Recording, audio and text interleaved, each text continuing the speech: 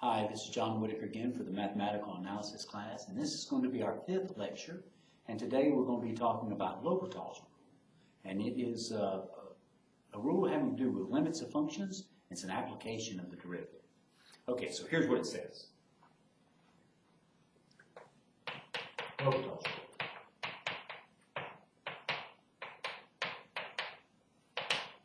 It says, suppose f and g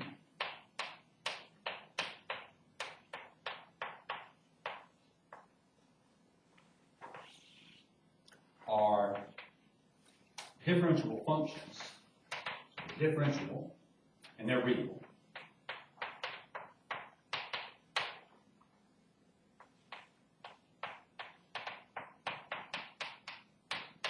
On the open interval from a to b, and that g prime of x is different from 0 for all x element of a to b, where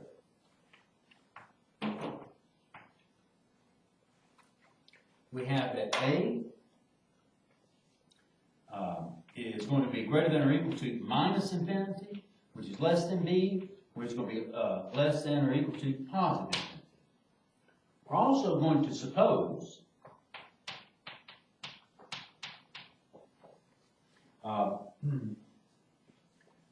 that the limit as x goes to a of f prime of x over g prime of x exists and equal to this big number a. We're going to have two more conditions if either of them happen, and then a conclusion for L'Hopital's rule. First condition is if the limit as x goes to a of f of x equals to 0 and the limit as x goes to a of g of x equals to 0. Even though I'm not emphasizing here, really we're having the limit as x goes to a from the right in all these situations.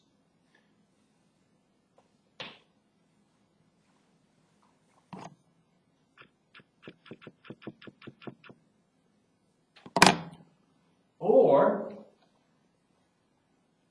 the second stipulation, if the limit as x goes to a of g of x equals to infinity,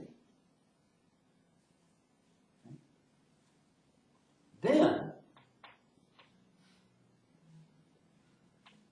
the limit as x goes to a of f of x over g of x is going to be equal to a, which is the limit as x goes to a of f prime of x over g prime of x. That's the statement. The proof is going to be done in several cases, and they're very similar cases.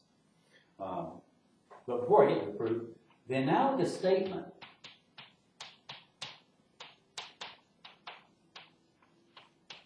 involving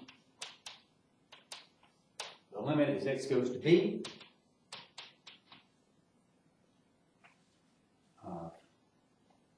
limit as x goes to b, that's what I should say.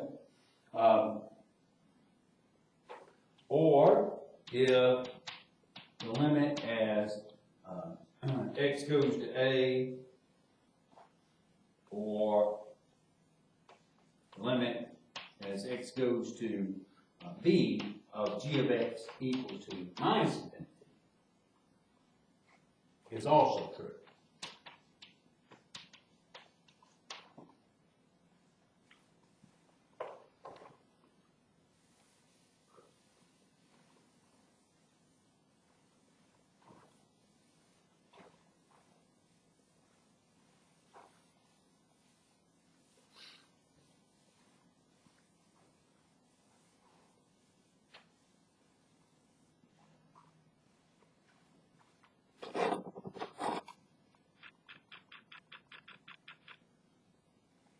Okay, well, here's the proof.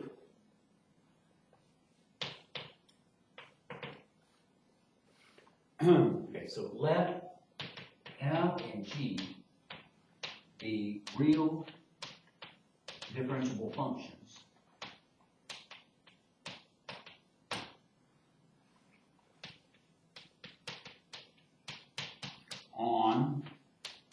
A to B. Okay. And, as the statement says, G prime of X be different from 0 for all X element of A to B.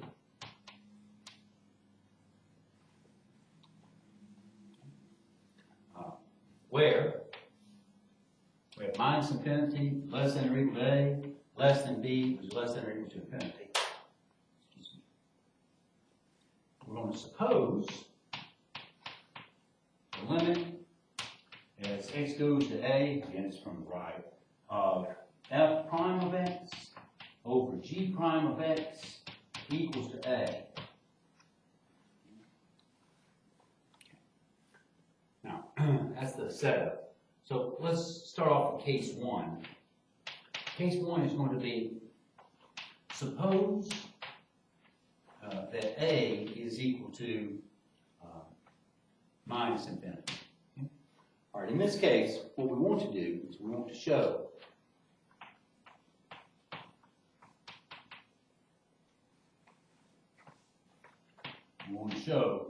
that the limit as X goes to A of F of X over G of X is going to be equal to minus infinity. That's what we want to show. And we have those other two cases of stipulations we want to occur to make this happen. Okay? Well, how do we show the limit of a function, even though it's a quotient function here? How do we show the limit of a function goes to minus infinity? What we do to show that is that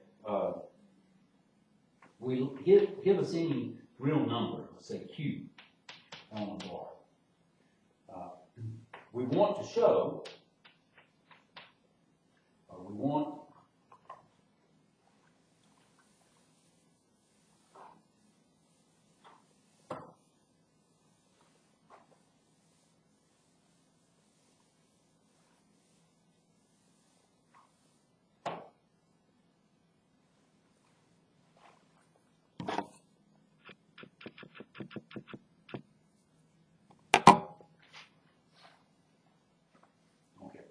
show there exists a D in the interval from A to B, such that for all X element from A to D, that F of X over G of X will be less than Q. That's what we want to show.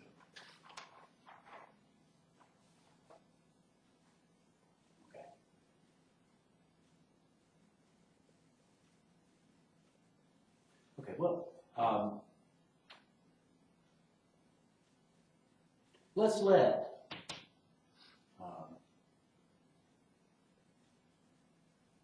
R be less than the number Q, okay? Well, since the limit as X goes to A of F prime of X over G prime of X equals to minus infinity in this case, okay? Then there exists a C element of A to B such that for all X element from A to C,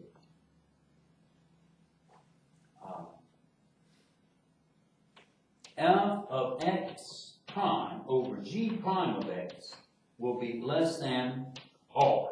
Okay? That's what it means to go to minus infinity, but there's some point from that point on, that point is C, from that point on towards A, if for all the X values in there, this function, towards minus infinity, has to be less than the number that we're given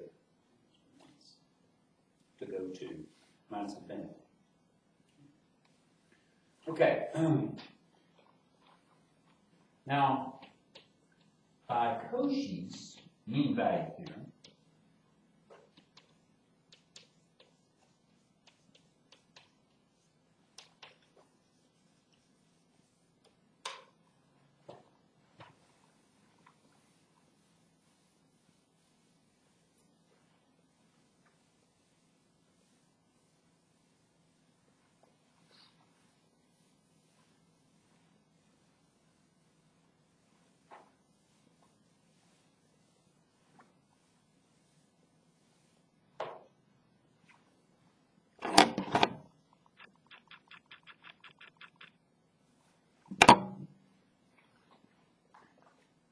Cauchy's mean value theorem for a less than x less than y less than the c that we have. There exists a t element of x to y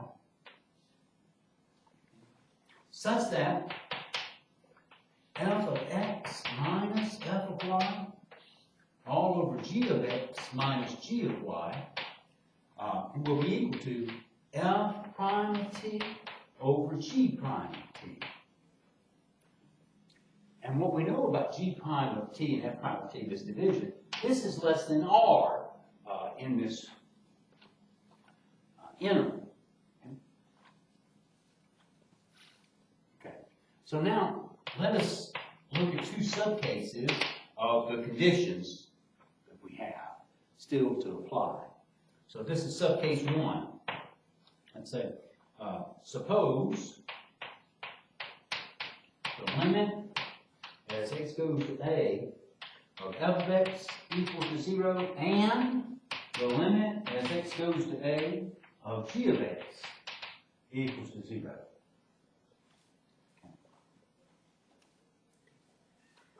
Then, when you take the limit as x goes to a of this quantity, f of x minus f of y all over g of x minus g of y.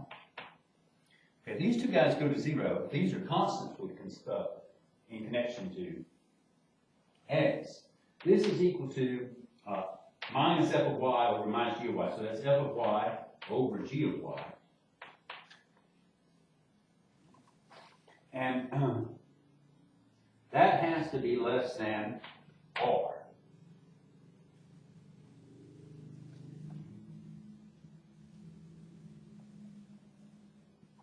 Where what we have is that a is less than y is less than this number c.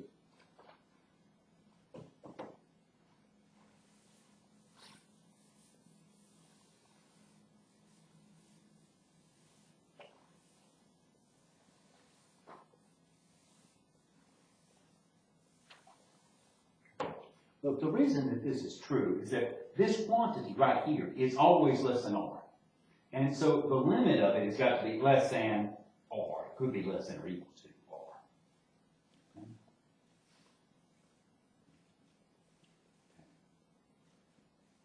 Okay.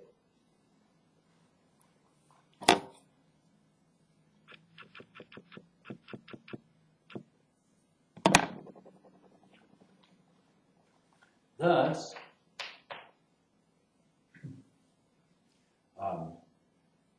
the limit, now if we take the limit as y goes to a of f of y over g of y,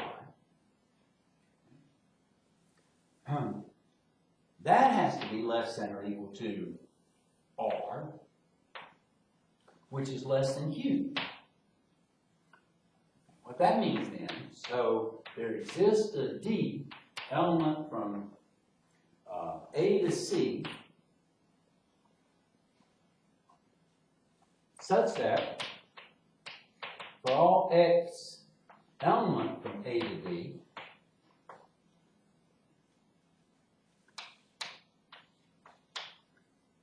f sub y over g of y has to be less than q sub y.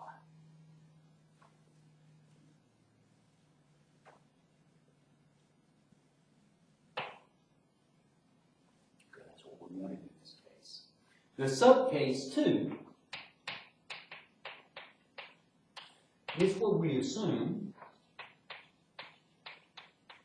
that the limit as x goes to a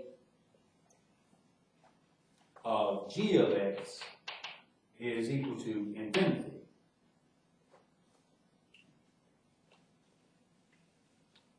Okay.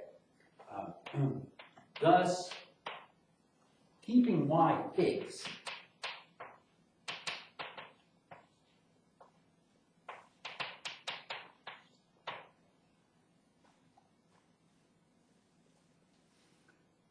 and or with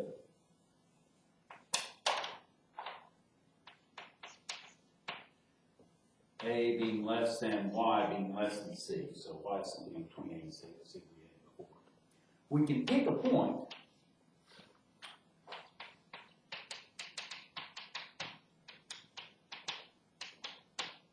call it C sub 1 that's in this interval from A to C. Okay, so this is C sub 1, such that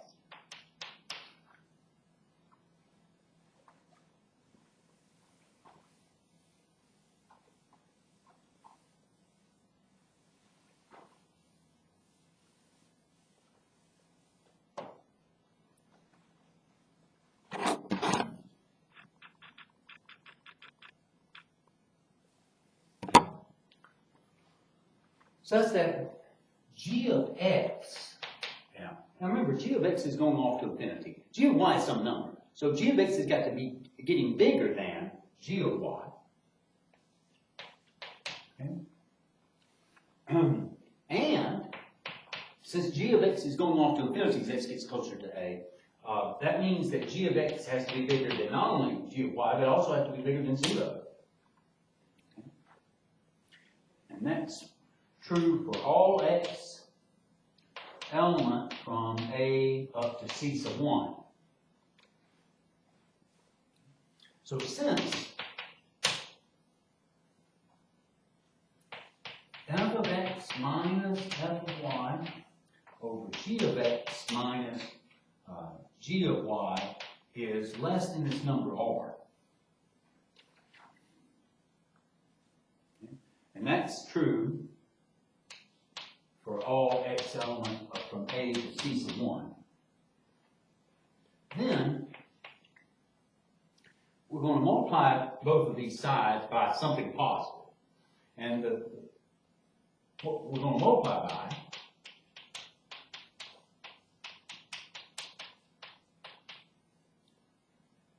is going to multiply by g of x minus g of y. So we know that g of x is bigger than g of y, so that subtraction is positive, over g of x, which we know is positive in this region. Okay. And that's going to be less than r times g of x minus g of y all over g of x. So rearranging the terms here, these are going to cancel. And what we're going to get is that f of x over g of x. Okay. These guys cancel. It's f of x over g of x minus f of y over g of x. But I'm going to pull that to the right-hand side. This is going to be less than r. Well, this is really g of x over g of x. That's just 1.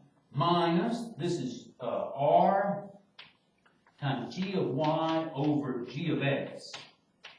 And then again, moving this part over, okay, this part over, this becomes plus f of y, g of y.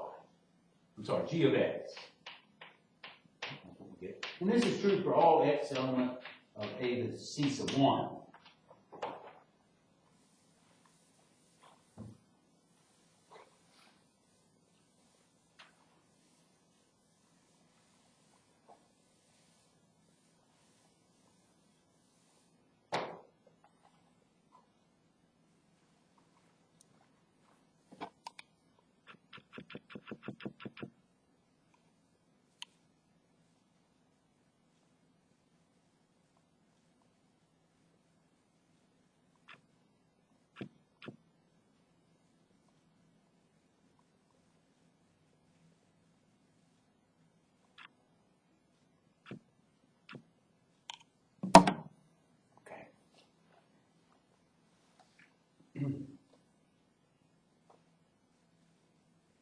Okay. So, the limit as x goes to A of f of x over g of x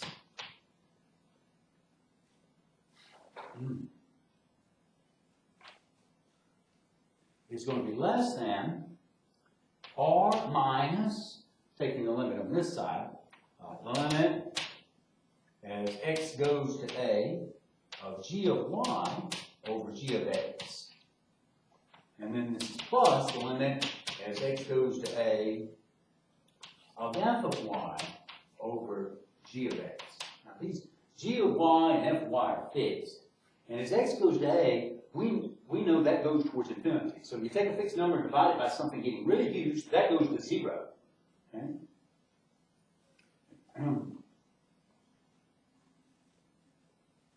This should have had an r here. Okay? And so this is going to 0, this is going to 0.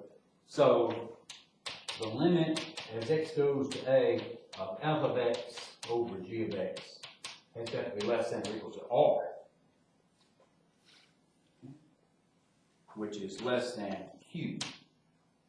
So there must exist in a D that's an element from A to C sub 1 such that f of x over g of x is less than q, and that's true for all x elements from A to D.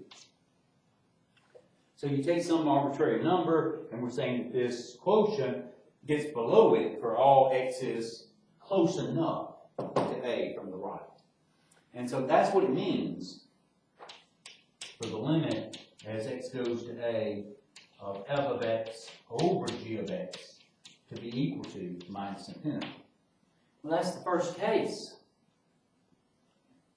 First case where A, big A could be equal to minus infinity.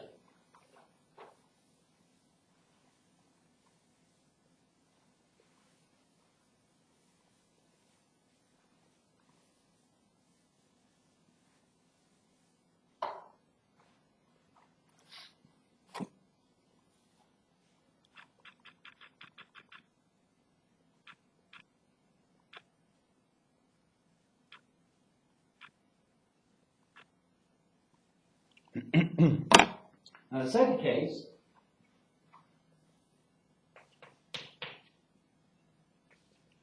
that's where, suppose the limit as x goes to A of f prime of x over g prime of x is equal to infinity instead of minus infinity.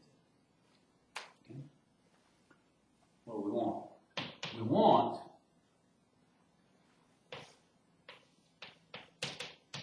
to show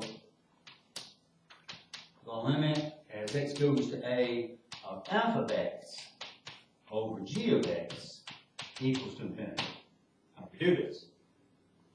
Well, again, we let q be an element,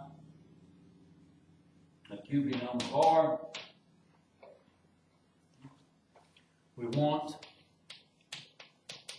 a D element from A to B such that for all x element from A to D in this fraction, f of x, instead of calling it q, let's call it a different thing. Let's call it u. Or maybe we give it a different name. Let's call it w. That's what I have in my notes.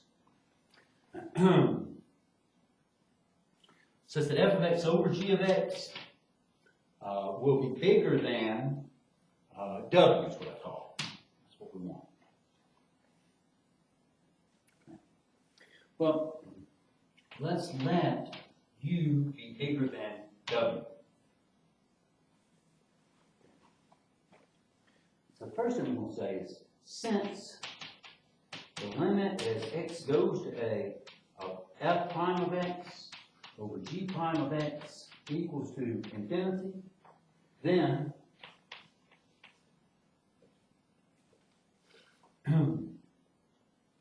there exists a C element of A to B such that for all x element from A to C, f prime of x over g prime of x was going to be greater than u.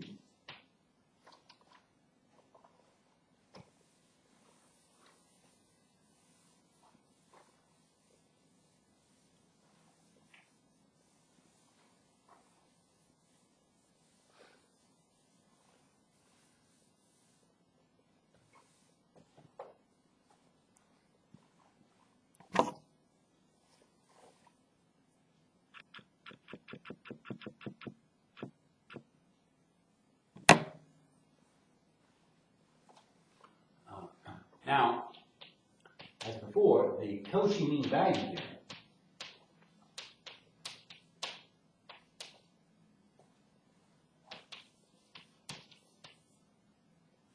theorem states that there exists a t element for x to y such that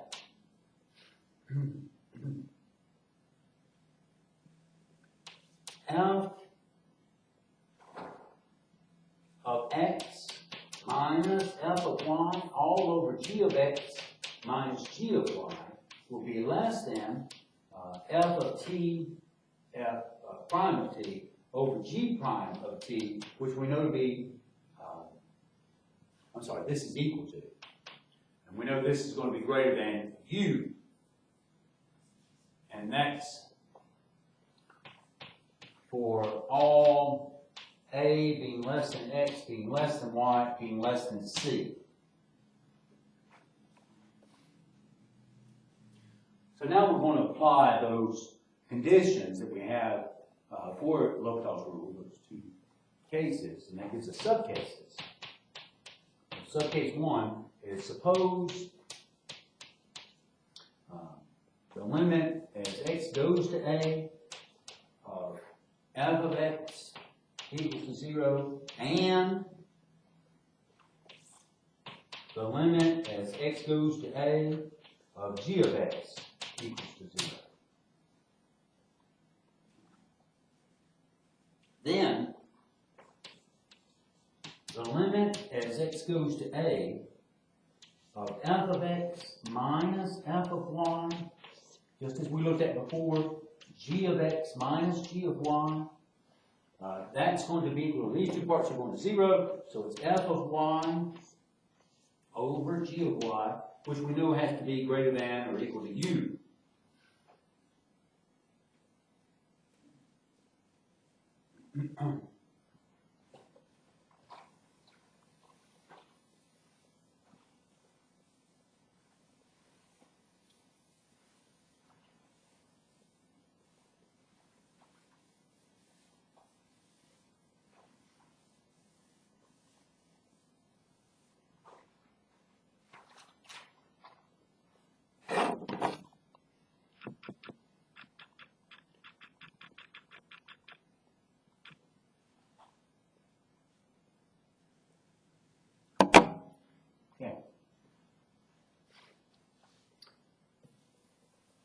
Thus, the limit as y goes to a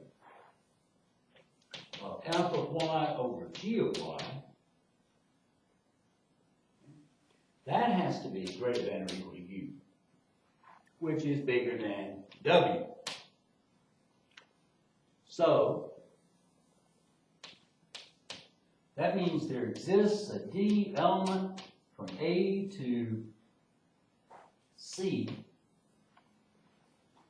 such that for all x element from a to d,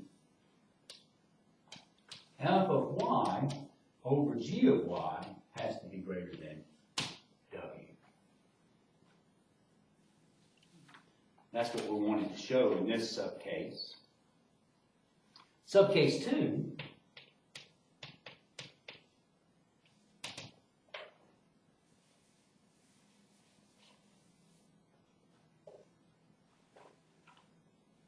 that's where we assume or suppose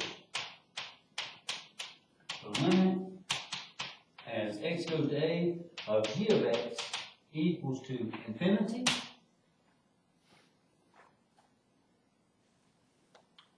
And as we did before, then keeping y fixed,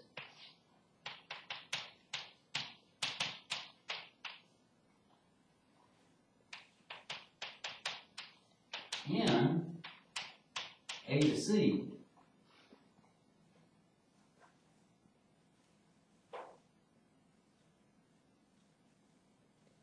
we pick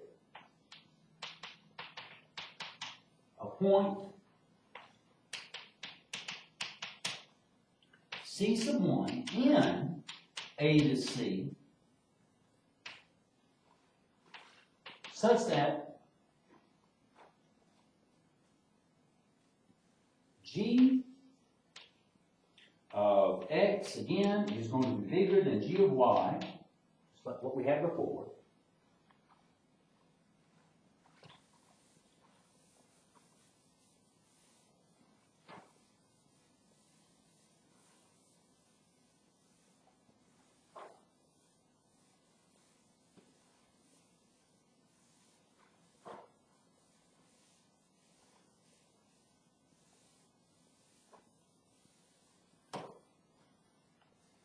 And G of X is going to be greater than 0.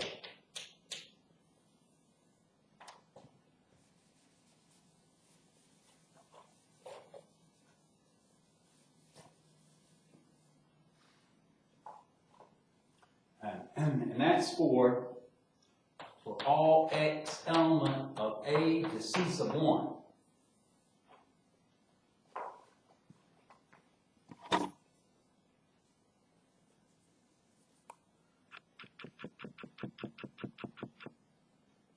Yeah, it's just like what we had before in the previous case. Okay, so since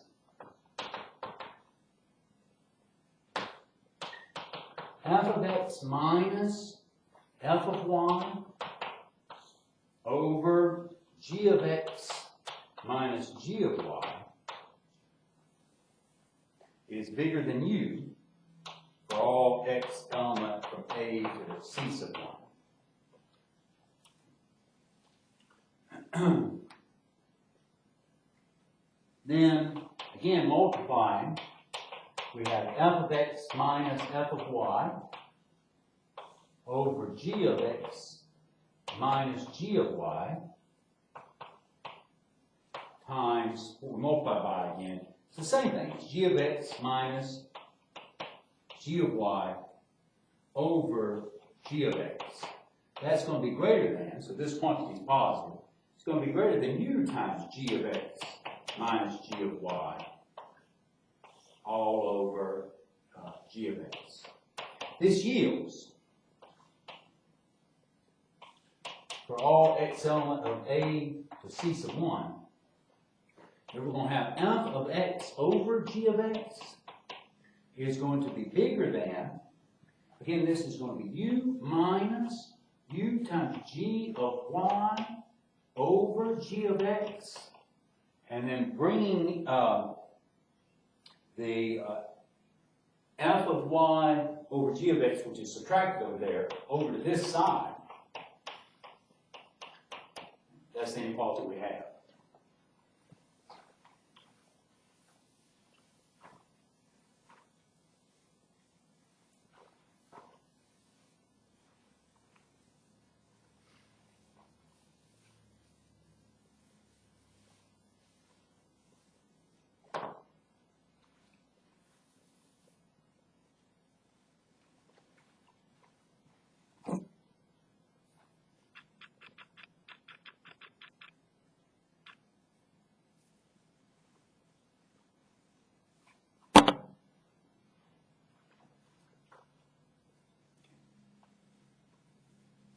So,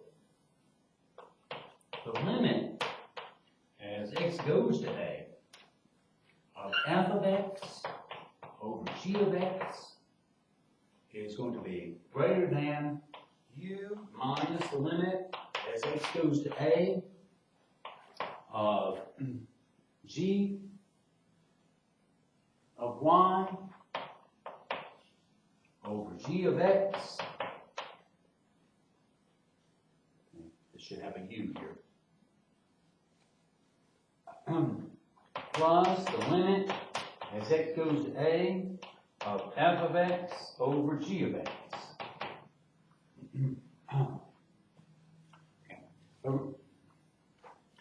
Remember, in the subcase, we're having as x goes to a of g of x, that goes to infinity. So this part's going to go to 0, this part's going to go to 0. So the limit as x goes to a of f of x over g of x, that's going to be bigger than u. Bigger than or equal to u, which we know to be bigger than w. And that's true for, okay, that's what we have. Okay, so what that means then is, so there exists a D element from A to C sub 1, such that for all x element from A to D, that f of x over g of x is going to be bigger than w. So in this subcase, and really in this case, the limit as x goes to a of f of x over g of x, that's going to be equal to infinity. We have one more case to go.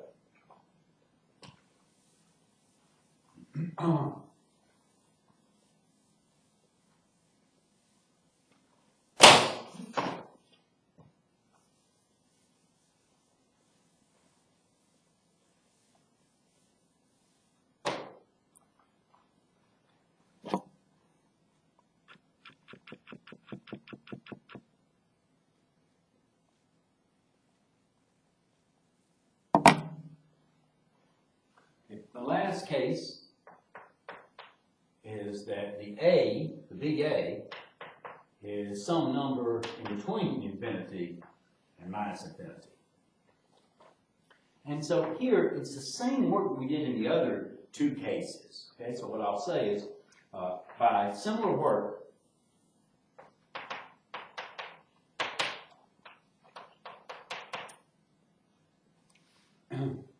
as in the other two cases,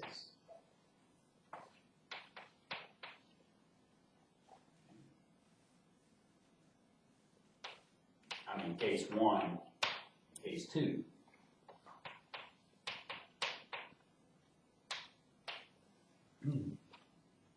for any epsilon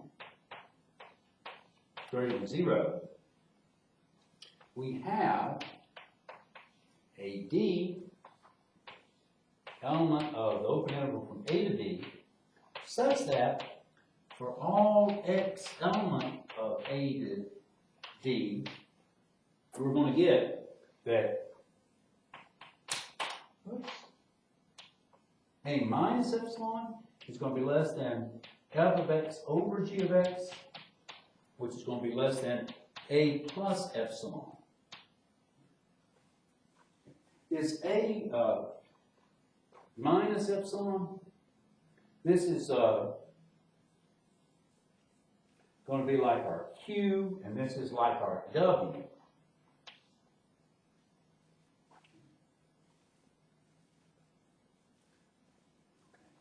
And what that gives us is that the limit as x goes to little a of f of x over g of x.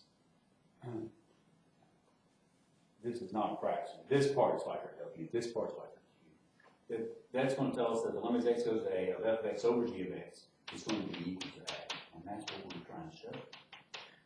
So that was all three cases. This is, again, case 3, where a is just some number there. It's not a negative minus.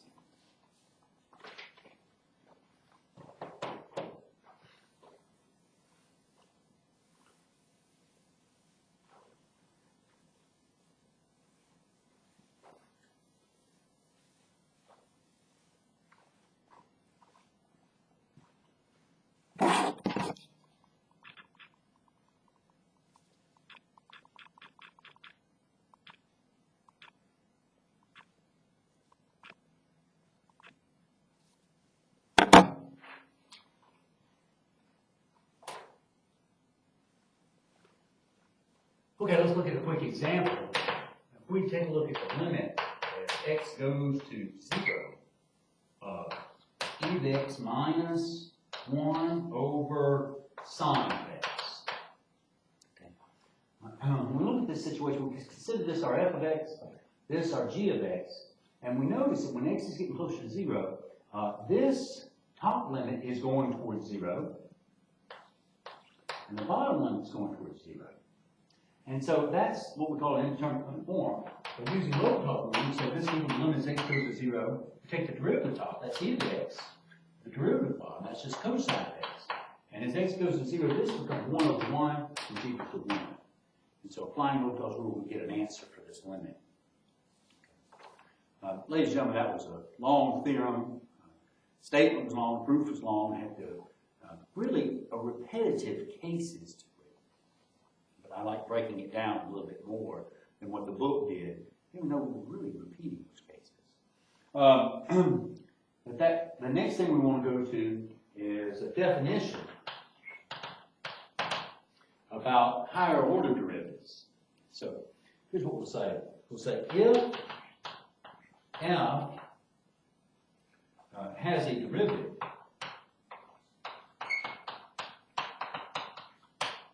let's say f prime on the closed interval from a to b,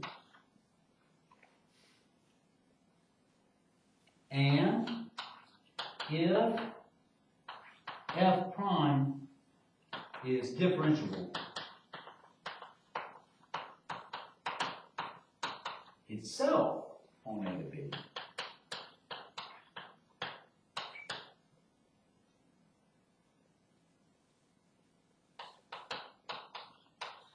okay, we denote the derivative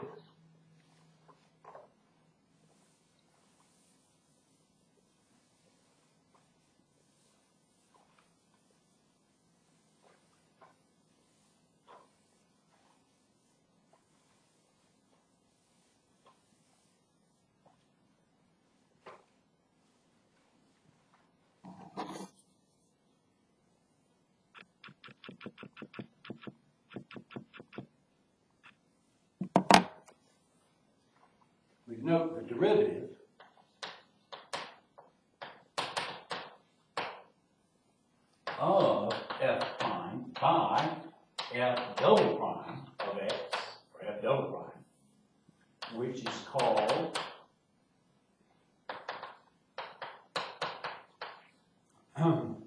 the second derivative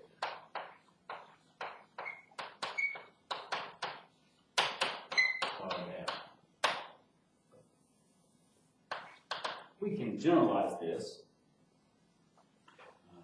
But first, let's get one more thing in. Say if f double prime is differentiable on a to b,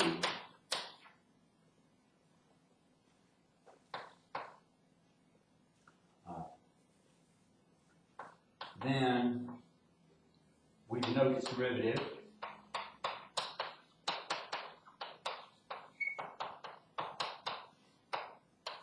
by f triple prime and call it the third derivative.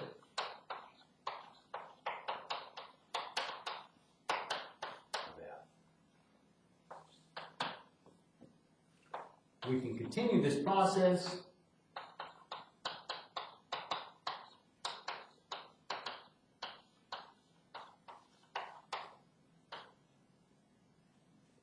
in defining the nth derivative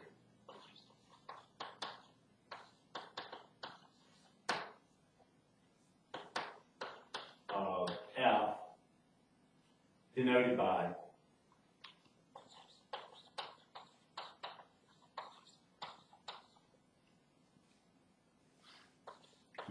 f.